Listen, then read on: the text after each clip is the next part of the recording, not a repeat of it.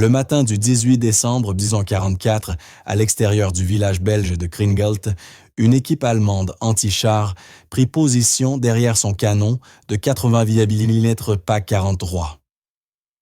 L'arme était un monstre de plus de 5 mètres de long, capable de projeter un obus perforant de 10 kg à près de 900 mètres par seconde. Le givre collait au métal et les souffles des hommes se transformaient en nuages blancs. Ils étaient éveillés depuis 3 heures du matin, participant à la vaste contre-offensive allemande qui allait passer à l'histoire sous le nom de bataille des Ardennes. L'Oberfeldwebel Klaus Richter, 26 ans vétéran du front de l'Est, ayant détruit 11 chars soviétiques à Koursk, commandait la pièce. Pour lui et son équipage, le 88 n'était pas seulement une arme, c'était une certitude. En 2 ans de combat, Richter n'avait jamais vu de blindage capable de résister à un tir direct, à distance de combat, ni celui du T-34 soviétique, ni celui du Churchill britannique, et certainement pas celui du Sherman américain, ce cercueil roulant que les Allemands surnommaient Tommy Cooker. À travers la brume matinale, Richter aperçut un mouvement. À 300 mètres sur la route forestière, un char Sherman sortait de la lisière des arbres. Aussitôt, le tireur le caporal Günther Heinz-Müller fit tourner la manivelle de direction pour aligner le long canon. Le chargeur enfonça un obus perforant dans la culasse. Toute la séquence dura 11 secondes, si routinière qu'aucune parole ne fut échangée. Müller plaça son réticule sur la caisse du Sherman, juste sous la tourelle, là où le blindage américain était le plus mince. Richter donna l'ordre. Le 88 rugit sa détonation, fit vibrer tout l'équipement et projeta une onde de surpression sur le sol gelé. L'obus parcourut la distance en moins d'un tiers de seconde, puis ricocha. L'équipage vit l'étincelle de l'impact, le projectile déviant vers le ciel gris. Un silence pesa. Müller, incrédule, vérifia ses données 300 mètres angle, presque perpendiculaire, un tir de manuel. Pourtant, le Sherman continuait d'avancer. Richter ordonna un second tir. Le chargeur agissait déjà les gestes automatiques malgré la confusion. La culasse claqua. Müller tira de nouveau. Tous fixèrent le point d'impact avec une attention absolue. L'obus frappa la plaque frontale du char en plein centre. Encore une étincelle. Encore un ricochet. Ce projectile, qui aurait dû percer 10 cm d'acier et réduire l'équipage en fragments, rebondit comme une pierre sur l'eau.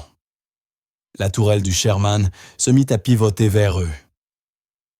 Ce que Klaus Richter et ses hommes ignoraient, c'est qu'ils faisaient en face à l'un des 254 chars d'assaut M4A3E2 jamais construits. Les Américains l'appelaient le Jumbo.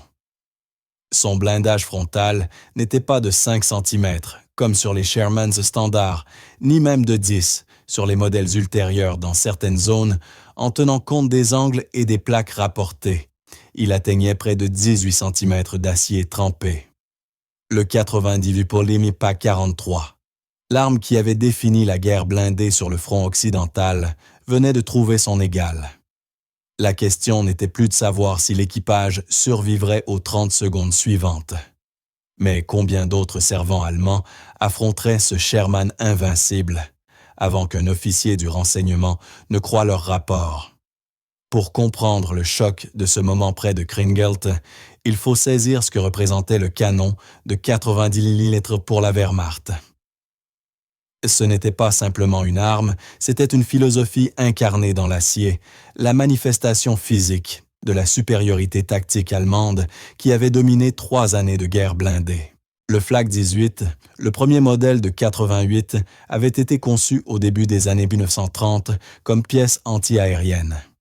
Sa vitesse initiale, élevée nécessaire pour atteindre les bombardiers à haute altitude, lui conférait un pouvoir de pénétration exceptionnel contre les cibles au sol. Pendant la guerre d'Espagne, les artilleurs de la Légion Condor découvrirent qu'ils pouvaient détruire les chars républicains avec une facilité déconcertante.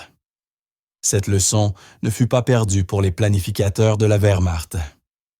Dès 1940, le canon de 90 mm avait été adapté pour un usage spécifiquement anti-char. Le PAC 43, introduit en 1943, porta encore plus loin ses performances. Sa munition à noyau de tungstène pouvait percer 15 cm de blindage à 1000 mètres. À des distances de combat typiques, entre 3 et 500 mètres, il pouvait détruire n'importe quel char allié en service. Les Churchills britanniques, malgré leur blindage épais, conçu pour l'appui de l'infanterie, restaient vulnérables.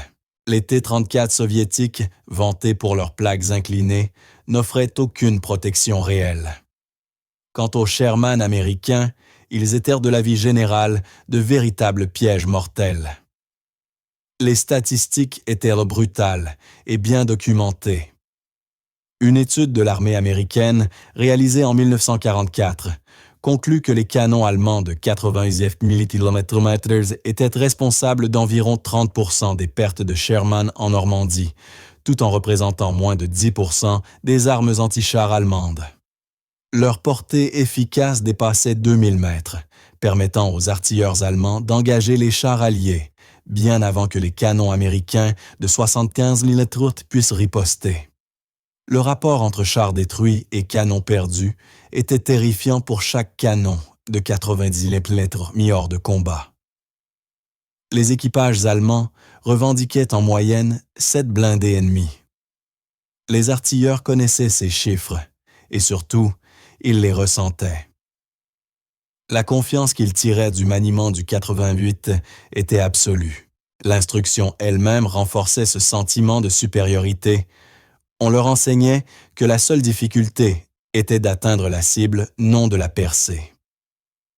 La doctrine partait du principe qu'un char allié touché était un char détruit. Les rapports de combat répétaient cette conclusion, bataille après bataille, jusqu'à en faire une certitude psychologique, partagée bien au-delà des équipages. L'infanterie allemande savait qu'un 88 en position suffisait à bloquer toute avancée ennemie. Les commandants concevaient leur défense autour de ces capacités, l'installant au carrefour ou le long des axes de progression probables. La simple présence d'un 88 même camouflé et silencieux suffisait à arrêter un assaut allié. Les tankistes le redoutaient, les officiers de renseignement le traquaient et l'artillerie en faisait une priorité à détruire. À la fin de 1944, alors que la situation de l'Allemagne devenait désespérée, le 88 représentait l'un des rares avantages technologiques que la Wehrmacht possédait encore. La production de chars allemands était dépassée par celle des Alliés. Les Panther et les Tiger, bien que redoutables, restaient complexes et fragiles mécaniquement. Mais le 88, qu'il soit monté sur un chasseur de chars ou tracté en position défensive, demeurait fiable, efficace et psychologiquement dominant. Les tankistes américains l'appelaient « Murder Gun », les Britanniques « Widowmaker » et les rapports soviétiques décrivaient les positions protégées par des 88 comme des zones de mort. Ces surnoms, le canon les avait gagnés par 3 années de résultats constants, ayant détruit plus de blindés alliés que tout autre système d'armes allemand. Et en décembre 1944, lorsque la Wehrmacht lança sa dernière offensive désespérée dans les Ardennes, les équipages de 88 avancèrent avec la certitude d'hommes qui n'avaient jamais été démentis. Cette certitude allait pourtant se briser. Car si les artilleurs allemands combattaient avec une confiance suprême les équipages de chars américains, eux entrèrent en action chargés d'une toute autre psychologie. Ils grimpaient dans leur M4 Sherman avec la certitude statistique d'être inférieurs. Le Sherman n'avait pas été conçu pour affronter les blindés lourds allemands, mais pour être produit à une échelle industrielle que l'Allemagne ne pourrait jamais égaler. C'était une doctrine stratégique rationnelle, mais qui offrait peu de réconfort aux hommes enfermés dans ces boîtes d'acier. Le blindage frontal du Sherman dans sa version la plus courante mesurait 5 cm sur la caisse et 8 sur la tourelle. Les modèles ultérieurs, comme le M4A1, équipé du canon de 76 mm, portaient cette protection à environ 10 cm sur la plaque frontale, compte tenu de son inclinaison de 47 degrés. Ces valeurs suffisaient face aux chars allemands de 1942 ou aux canons anti-chars du début de 1943, mais à la fin de 1944, elles étaient devenues dangereusement obsolètes. Un canon allemand de 90 mm Pak 43 pouvait percer 10 cm de blindage à 1500 mètres. La protection frontale du Sherman pouvait être percée à des distances où les canonniers américains étaient incapables de riposter efficacement. Le char allemand Panther, équipé d'un canon long de 75 mm, pouvait détruire un Sherman de face à 1000 mètres, tout en restant pratiquement invulnérable aux canons américains à la même portée. Le Tiger armé du célèbre 90 mm KVK-36 incarnait un déséquilibre encore plus dramatique. La doctrine tactique américaine reconnaissait cette réalité avec une franchise brutale. Les manuels d'instruction ordonnaient aux équipages de Sherman d'éviter tout engagement frontal contre les blindés lourds allemands. La tactique privilégiée consistait à exploiter la supériorité numérique, manœuvrer pour prendre les flancs ou l'arrière et attaquer là où le blindage allemand était le plus mince. La doctrine officielle suggérait qu'il fallait 5 Shermans pour détruire un Panther de manière fiable. Les soldats en firent une plaisanterie amère. 4 Shermans pour distraire le Panther 1, pour le contourner et tirer dans son dos. Les surnoms Ronson ou Tommy Cooker reflétèrent la propension du Sherman à s'enflammer lorsqu'il était touché. Les premiers modèles stockèrent leurs munitions dans les sponsons latéraux de la coque, directement dans la trajectoire des projectiles pénétrants. Un impact suffisait souvent à enflammer les charges propulsives, provoquant un incendie interne catastrophique. Les équipages disposaient d'environ 30 secondes pour évacuer avant que la température intérieure ne devienne mortelle. Beaucoup n'y parvenaient pas. Les versions ultérieures déplacèrent les munitions sous le plancher de la tourelle et ajoutèrent des enveloppes d'eau pour réduire les risques d'explosion, mais la réputation du Sherman comme briquet roulant persista. Les statistiques de pertes renforçaient ces craintes. Une étude menée en 1944 par la 3e division blindée révéla que 62% des pertes d'équipage survenèrent durant les 30 premiers jours de combat. Les nouvelles recrues mal préparées à l'emploi tactique du char étaient dans les plus touchées, mais même les vétérans affrontèrent des probabilités sinistres. La durée de vie opérationnelle moyenne d'un Sherman en combat intense se comptait en semaines, parfois en jours. Les équipages passaient d'un char à un autre avec une fréquence inquiétante. Et pourtant, les Sherman continuaient d'arriver. La puissance industrielle américaine produisit près de 50 000 variantes du M4 pendant la guerre, tandis que les usines allemandes n'assemblèrent qu'environ 6 000 Panthers et 1 300 Tigers. La fiabilité mécanique du Sherman, sa maintenance aisée et sa simplicité logistique permettaient aux unités blindées américaines de maintenir des opérations prolongées. Les chars lourds allemands, bien que supérieurs en puissance de feu et en protection, passaient davantage de temps à attendre des pièces de rechange qu'à combattre. Cela créa un paradoxe dans la doctrine blindée américaine. Stratégiquement, le Sherman gagnait la guerre par le nombre et la persistance. Tactiquement, chaque équipage affrontait la terreur à chaque rencontre avec les armes lourdes allemandes. Les tankistes de Normandie, ceux qui avancèrent à travers les haies et affrontèrent les Panthers à bout portant, savaient que leur survie dépendait non du blindage, mais de la vitesse du camouflage et de la chance d'échapper au prochain tir ennemi. C'est dans ce contexte qu'apparurent à l'été 1944 254 chars qui allaient les bouleverser toutes les certitudes sur le blindage américain. Extérieurement, ils ressemblaient à des Shermans, mais leur protection rivalisait avec celle des chars lourds allemands. Leur désignation officielle était M4OTA3UE2, mais leurs équipages les appelaient simplement « Jumbos ». Et pour des raisons de secret de production limitée et de déploiement précipité, le renseignement allemand ignora jusqu'à leur existence, jusqu'à ce qu'il soit trop tard. Le char d'assaut M4A3E2 ne naquit pas d'un programme planifié, mais d'une nécessité urgente apparue au printemps 1944. À mesure que les Alliés préparaient l'invasion de la Normandie, les rapports de renseignement révélaient une situation alarmante. Les forces allemandes avaient fortifié la côte française avec un réseau dense de bunkers en béton, de points d'appui renforcés et d'obstacles anti-chars en profondeur. Percer ces défenses exigerait un char capable de mener l'assaut aux côtés de l'infanterie, tout en résistant à des tirs qui auraient pulvérisé les modèles standards. Le problème arriva sur le bureau du major général Gladen Barnes, chef du service de recherche et développement du département de l'armement de l'armée américaine. Sa solution fut d'une simplicité élégante. Prenez le châssis éprouvé du Sherman et ajoutez-y autant d'armure que la suspension pouvait physiquement supporter. Pas de refonte radicale, pas de longue période d'essai, juste de l'acier additionnel brut soudé sur des carènes existantes. L'usine Fisher Tank Arsenal, à Grand Blanc, Michigan, obtint le contrat en mai 1944.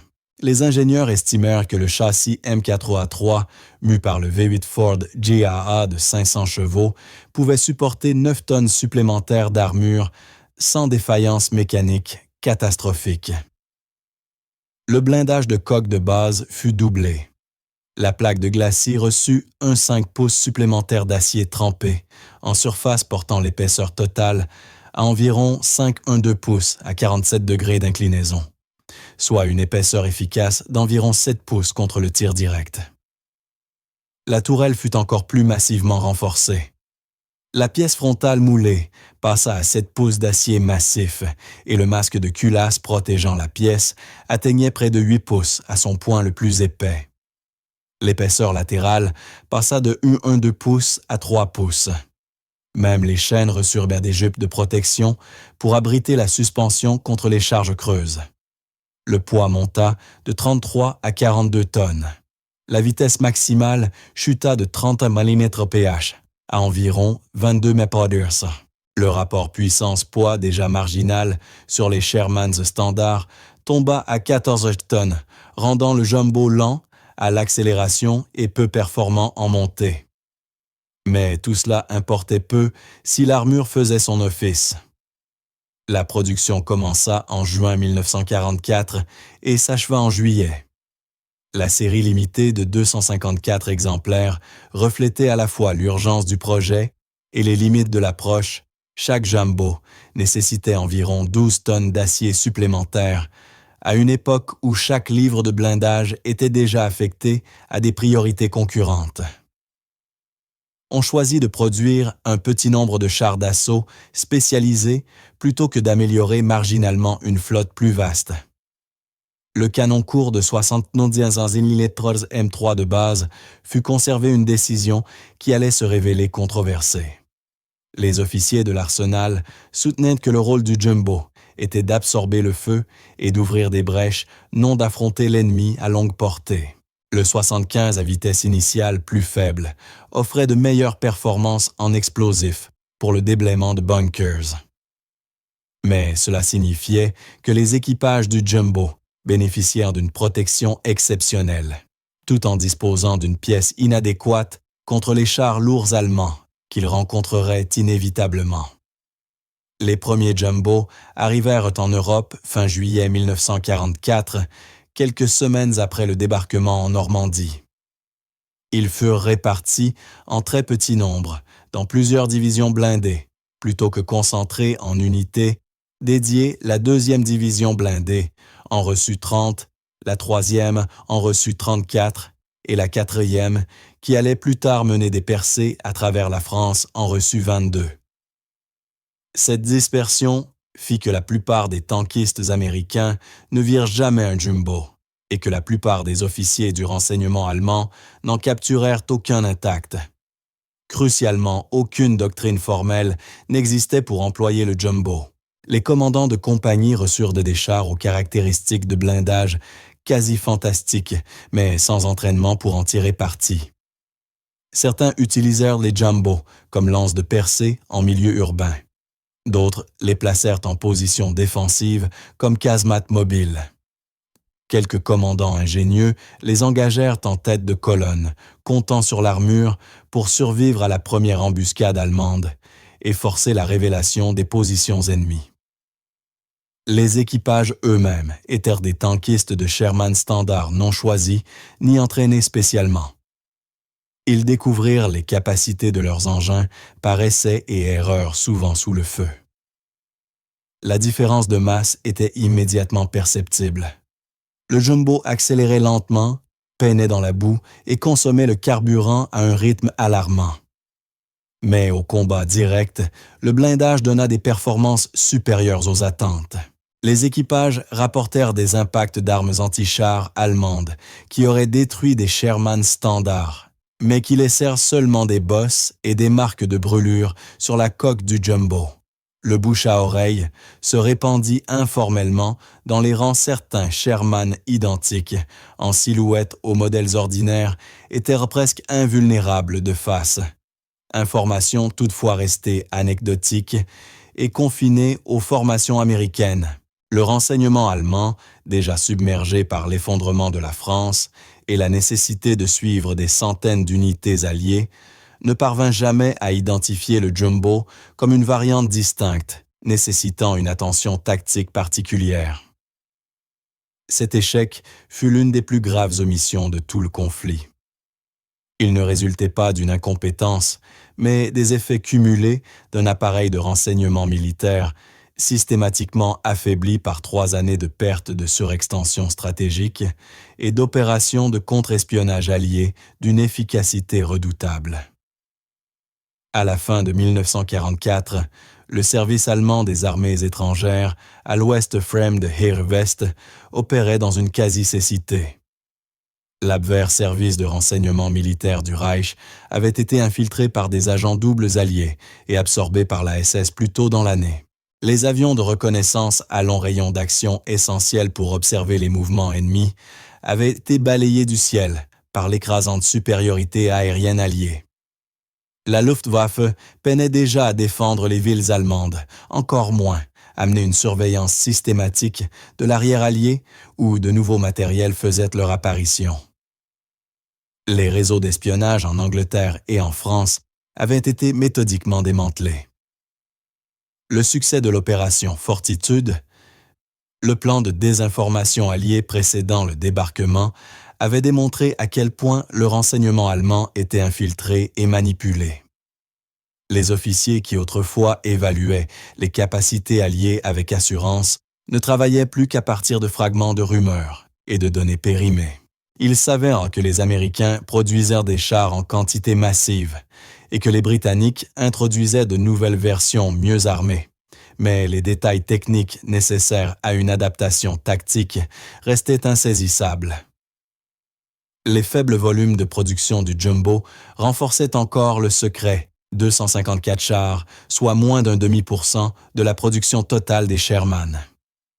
Répartis entre plusieurs divisions sur un front allant de la frontière suisse à la mer du Nord, ils apparaissaient si rarement que leurs premières observations furent considérées comme des anomalies. Un équipage anti-char allemand rapportant qu'un obus de 90 km avait ricoché sur un Sherman, avait plus de chances d'être accusé d'avoir mal visé que cru avoir rencontré un modèle nouveau. De plus, l'apparence externe du jumbo était pratiquement identique à celle des Sherman Standard. Contrairement aux Churchill britanniques ou à l'IS-2 soviétique, reconnaissables entre tous, le jumbo conservait la silhouette familière du M4.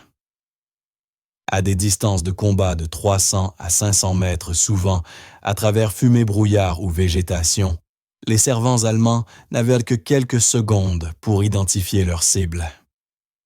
La formation qui leur avait servi pendant 3 ans, un Sherman égale blindage mince égale destruction facile, se retournait désormais contre eux. Les rares jumbos détruits et s'examiner fournirent des données trompeuses.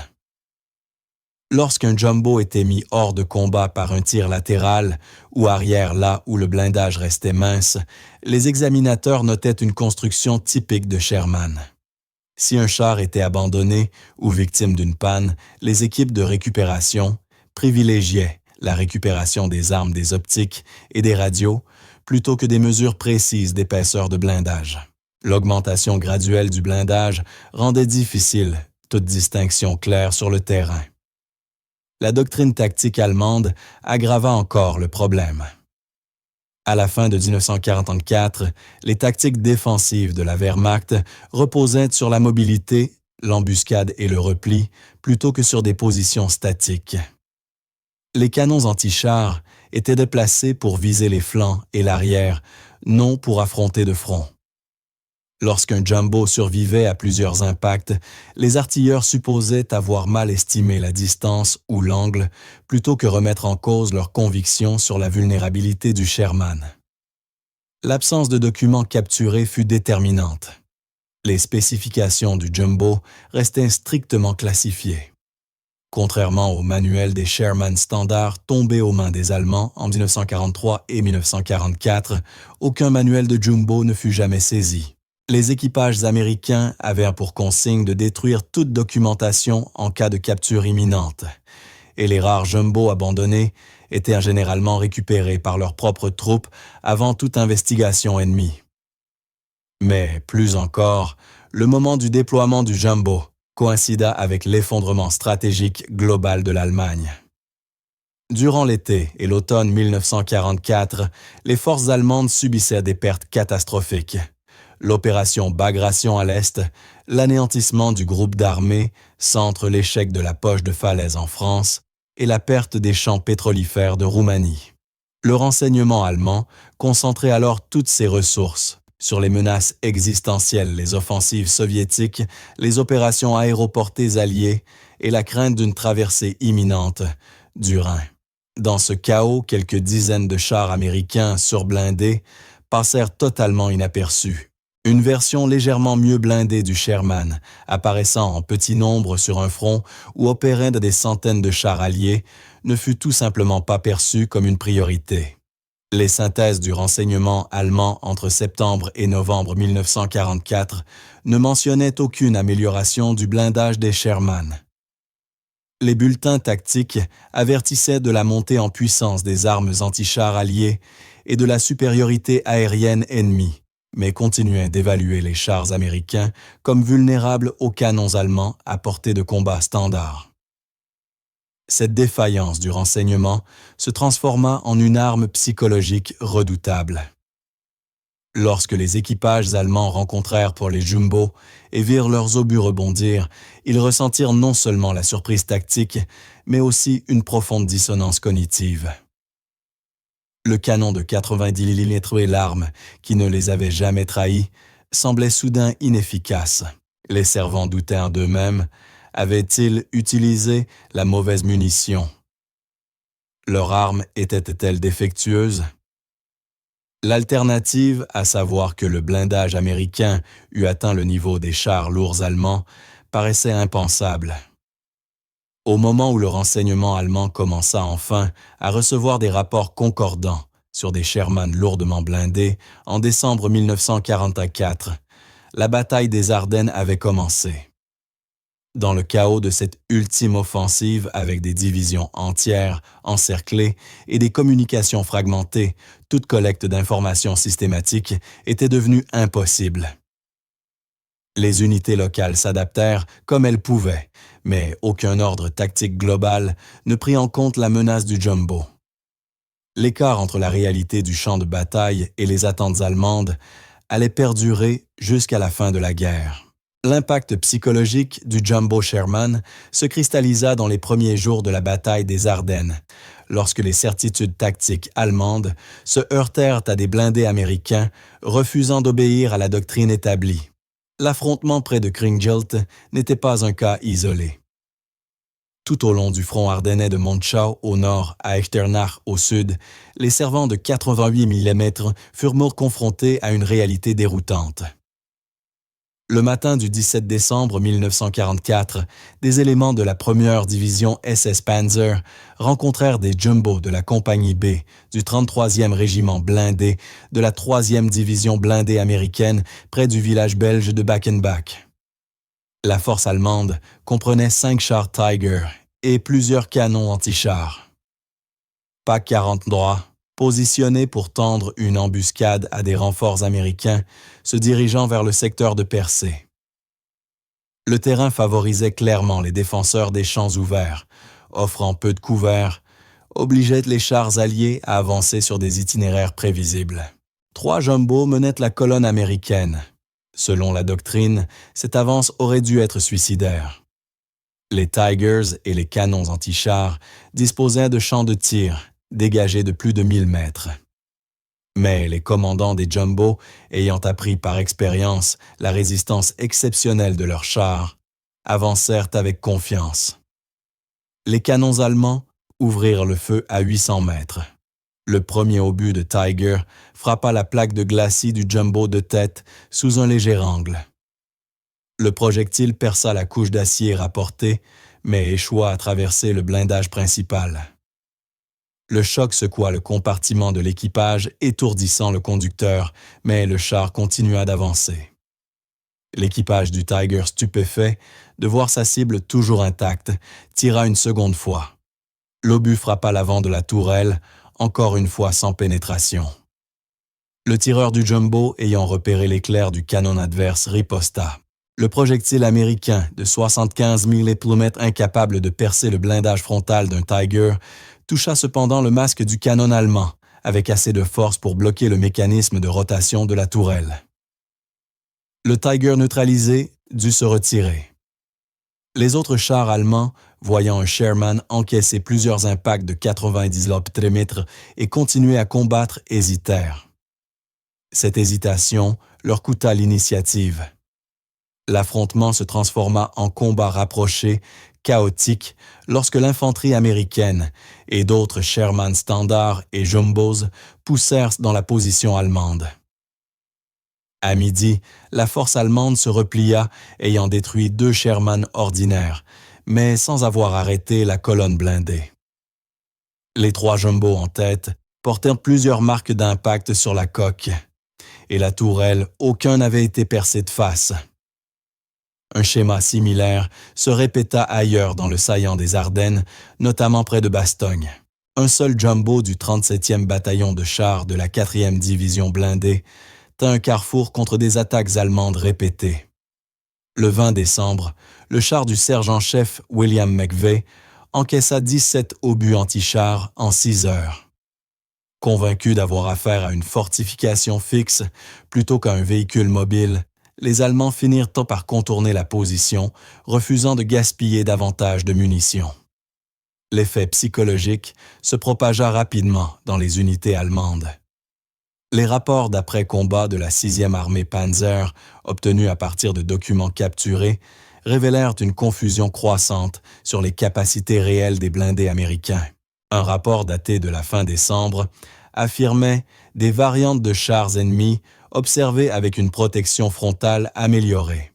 Pénétration du 90 lépiotromètre peu fiable à moins de 500 mètres. Recommandé de viser exclusivement les chenilles et les flancs.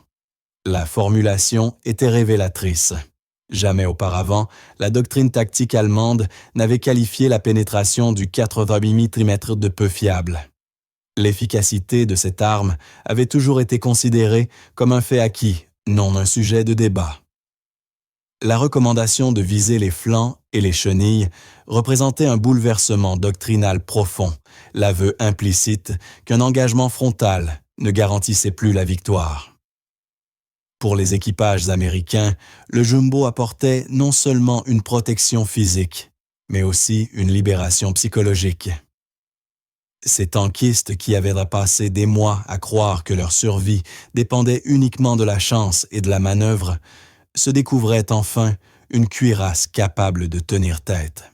Cette confiance nouvelle se traduisit par une agressivité tactique accrue. Les jumbos furent poussés en avant à des positions qu'on aurait jugées suicidaires pour des Sherman standards. Ils servirent de point de ralliement pour l'infanterie de couvert mobile, pour les troupes en progression, et d'armes psychologiques dont la simple présence modifiait les calculs tactiques ennemis. Cependant, leurs limites restaient évidentes. Le blindage latéral, bien qu'augmenté à 7,560 mm, demeurait vulnérable aux canons allemands de 75 et 90 mm à portée de combat normale. L'arrière, avec ses 3-5 cm d'acier, pouvait être percé par des armes antichars plus légères. La mobilité réduite rendait le jumbo exposé aux manœuvres de contournement et difficile à extraire en terrain défavorable.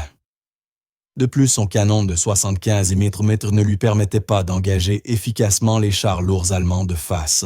Face à un Tiger ou un Panther en terrain ouvert, le jumbo possédait la supériorité du blindage, mais l'infériorité de feu. L'affrontement devenait alors un duel de nerfs. Le jumbo pouvait-il s'approcher à très courte distance où son 75 mm trouverait une faiblesse dans l'armure ennemie? Ou bien le canon allemand plus puissant finirait-il par placer un tir latéral ou sur la tourelle annulant sa protection? Le résultat dépendait du terrain, de la compétence de l'équipage et souvent du hasard. Mais le simple fait que ces combats ne soient plus des défaites américaines, assurées, représentait une révolution. Pendant 3 ans, la doctrine blindée américaine avait accepté l'infériorité du Sherman en duel direct. Le jumbo, en dépit de son faible nombre et de ses compromis, remit en cause cette fatalité. Pas assez pour changer le cours de la guerre, mais assez pour transformer la manière de combattre et la façon dont les artilleurs allemands visaient leurs cibles. Les rapports de combat de l'hiver 1944-1945 révélèrent à la fois les forces extraordinaires et les faiblesses inhérentes du jumbo. Alors que la bataille des Ardennes s'achevait fin janvier, les divisions blindées américaines compilèrent des comptes rendus cherchant à quantifier ce que les équipages avaient ressenti sur le terrain. Le jumbo pouvait survivre, mais la survie seule ne garantissait pas la victoire. Les statistiques étaient frappantes.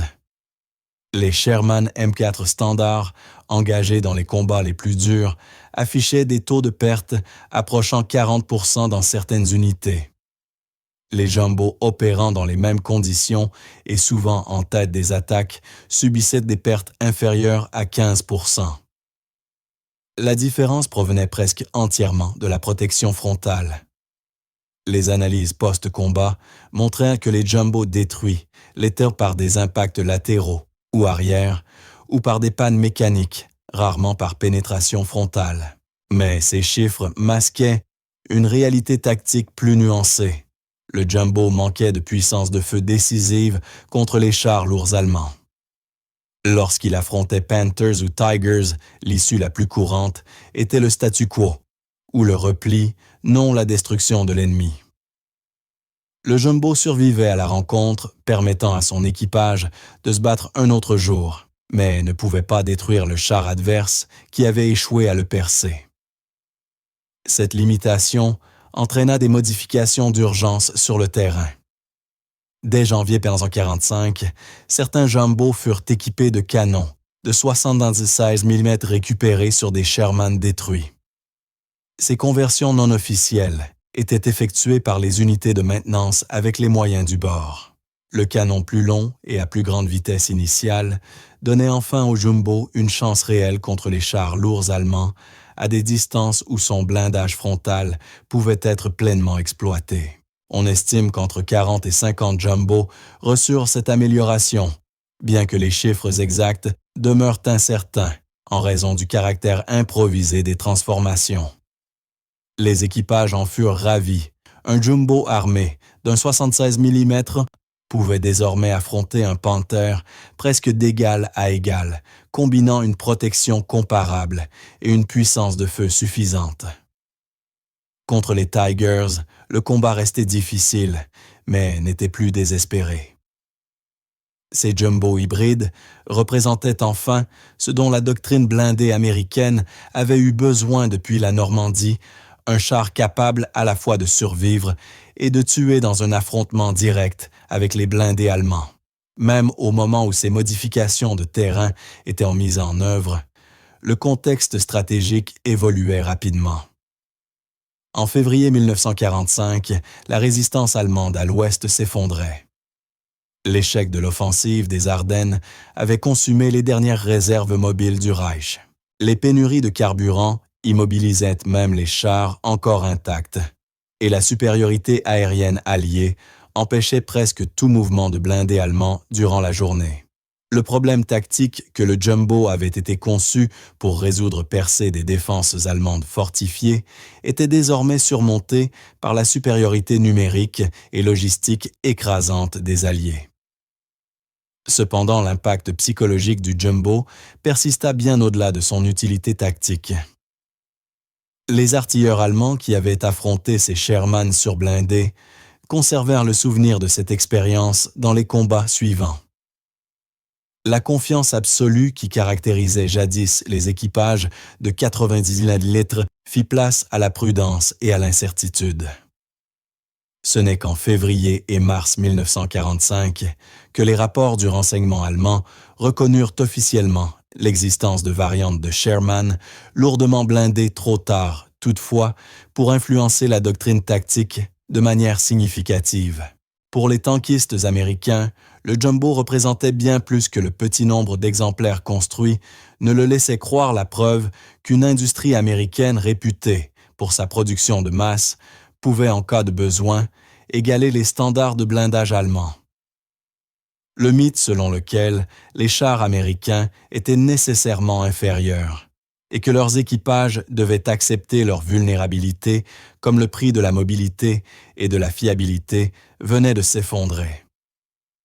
Les leçons tirées du programme Jumbo se retrouvèrent dans les modèles suivants, notamment le char lourd M26 Pershing, apparu en petit nombre au début de 1945. Le Jumbo influença également la doctrine blindée d'après-guerre. La tension entre protection puissance de feu et mobilité qu'il incarnait devint le cœur de la philosophie de conception américaine. La reconnaissance de la nécessité pour les équipages de survivre aux premières secondes d'un engagement même au prix de la vitesse ou de l'autonomie guida le développement des M46, M47 et enfin M48 Patton, qui dominèrent sur les forces blindées américaines dans les années 1950. Mais le legs le plus marquant du Jumbo fut sans doute symbolique. Il incarnait la flexibilité industrielle américaine, la capacité d'identifier un problème, de concevoir une solution et de la mettre en production en quelques mois, non en années. Que seulement 254 exemplaires aient été construits peut sembler insignifiant face aux plus de 49 000 Sherman produits. Pourtant, ces 254 chars arrivèrent exactement au moment où ils étaient nécessaires, accomplirent exactement ce pourquoi ils avaient été conçus et sauvèrent des centaines de vies américaines. Les équipages qui combattirent à bord des Jumbo transmirent ce sentiment après la guerre. Leurs témoignages soulignent la confiance que leur procurait ce blindage, l'audace qu'il inspirait et la gratitude qu'ils éprouvaient envers les ingénieurs et les ouvriers qui les avaient construits. Pour ces hommes qui avaient longtemps considéré la survie comme une question de chance, le Jumbo offrait quelque chose d'inestimable. Le contrôle de leur destin, la possibilité de tenir et de riposter plutôt que de simplement espérer échapper à un tir. La réaction de l'armée allemande au Jumbo Sherman, ou plutôt son incapacité à y réagir efficacement, illustrait l'effondrement plus large de la capacité tactique et industrielle de la Wehrmacht dans les derniers mois de la guerre. L'échec du renseignement, qui laissa les artilleurs de 80 mm ignorer le renforcement du blindage américain, était symptomatique d'une organisation militaire incapable de s'adapter aux conditions changeantes du champ de bataille. Les documents allemands capturés début 1945 révèlent une institution dans le déni. Les manuels d'instruction pour les équipes anti-chars, même ceux publiés en février et mars, continuaient d'indiquer les spécifications standards des Sherman. Les tables de tir ne comportaient aucune donnée pour engager des variantes renforcées. Les directives tactiques présupposaient toujours la suprématie du canon de 90 mm sur tout char allié. Le savoir accumulé en 3 années de succès ne put s'adapter assez vite à la nouvelle réalité.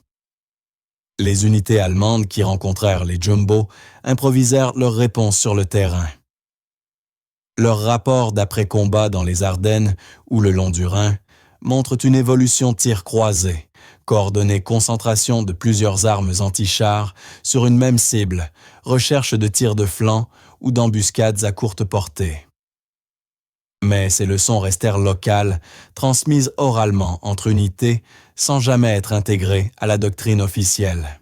L'incapacité d'adaptation industrielle fut encore plus désastreuse. Les ingénieurs allemands savaient par interrogatoire de prisonniers et par quelques rapports que des Sherman renforcés existaient.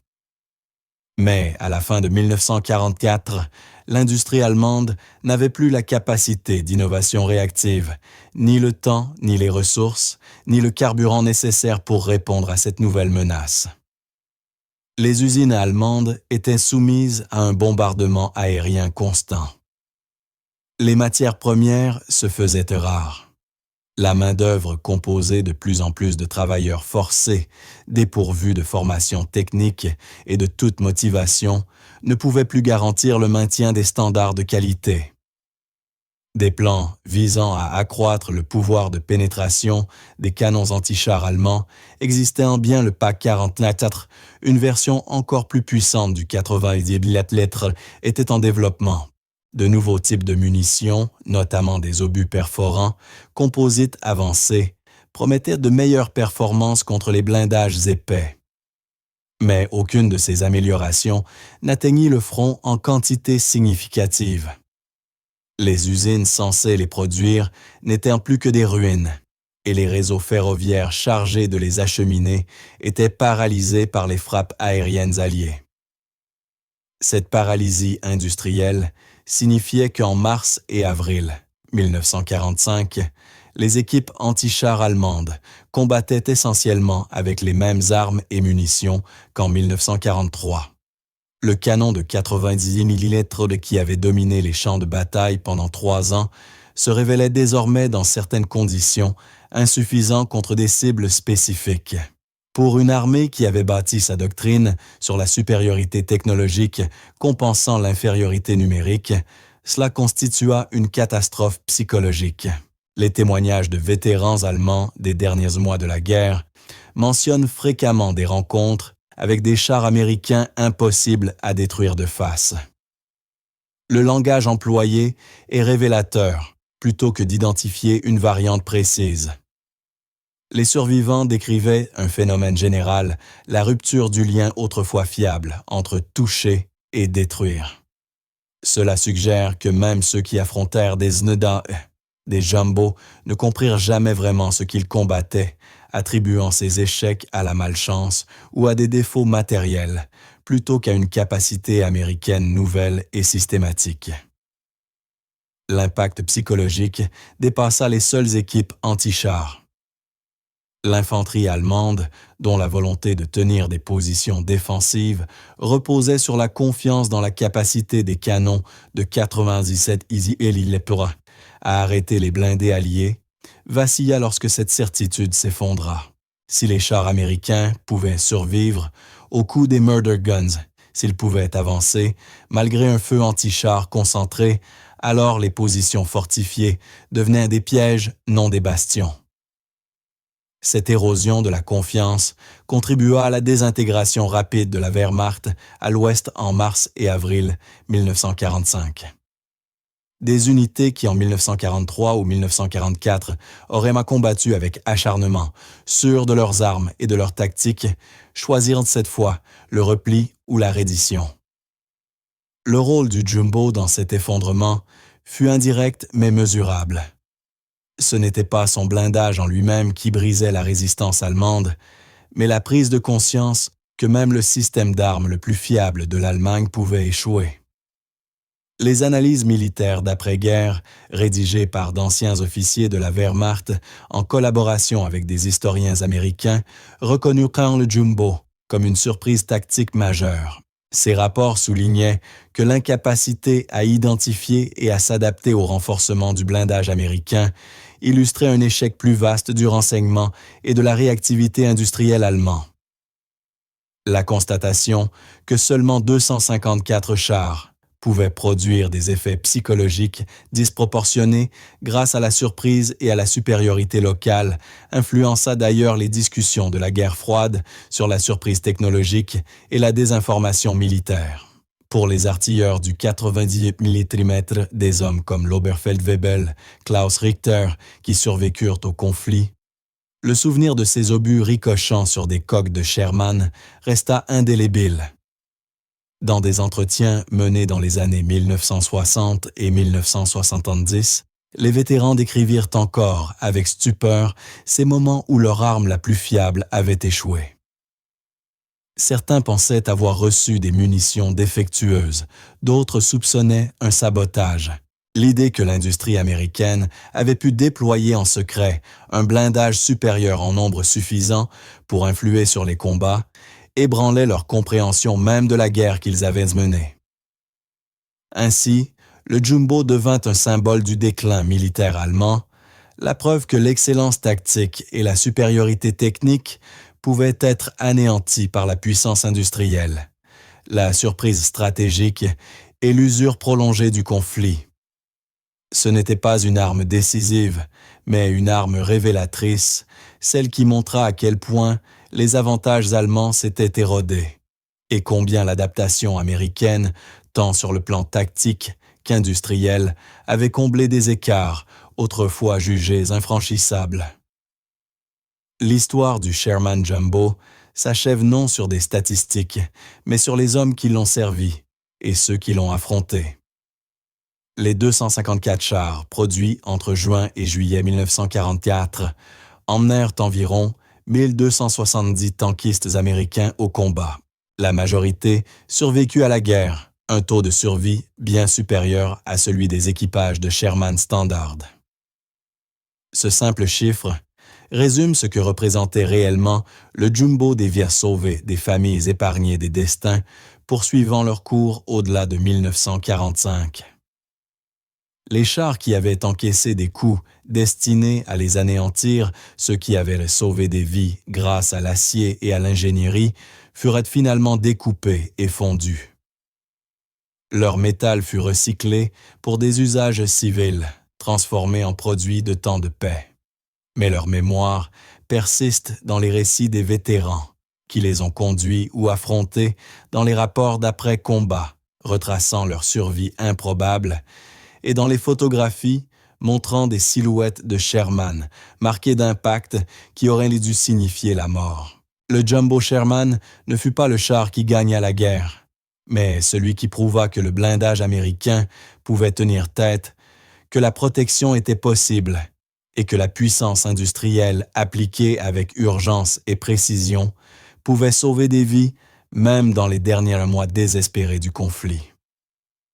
De retour à l'extérieur de Kringelt ce matin de décembre 1944, l'Oberfeldwebel Klaus Richter observa la tourelle de ce Sherman impossible pivoter lentement vers sa position.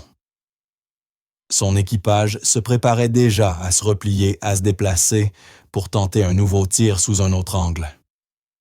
Le canon de 90 mm qui ne les avait jamais trahis venait d'échouer 2 fois. La doctrine qui les avait soutenus pendant 3 ans venait de se briser en 30 secondes. La guerre continuerait encore 5 mois, mais à cet instant, la certitude s'était évaporée. Ils avaient rencontré quelque chose de nouveau, quelque chose que leur formation n'avait pas anticipé, quelque chose que le renseignement allemand n'avait jamais signalé. Ils avaient rencontré 7 pouces d'acier américain, et ils venaient d'apprendre trop tard que l'ère de la domination du 90 mm touchait à sa fin. Le Jumbo avait accompli exactement ce pourquoi il avait été conçu survivre. Et en survivant, il avait révélé une vérité nouvelle sur la guerre, que l'industrie américaine, lorsqu'elle concentrait ses efforts, pouvaient produire un blindage égal aux meilleurs modèles allemands. Pas en quantité suffisante pour changer le destin du conflit, ni assez tôt pour renverser la balance, mais assez pour sauver des hommes, assez pour qu'ils rentrent vivants. Merci d'avoir suivi cette histoire. Pour d'autres analyses historiques détaillées, consultez les autres vidéos disponibles à l'écran.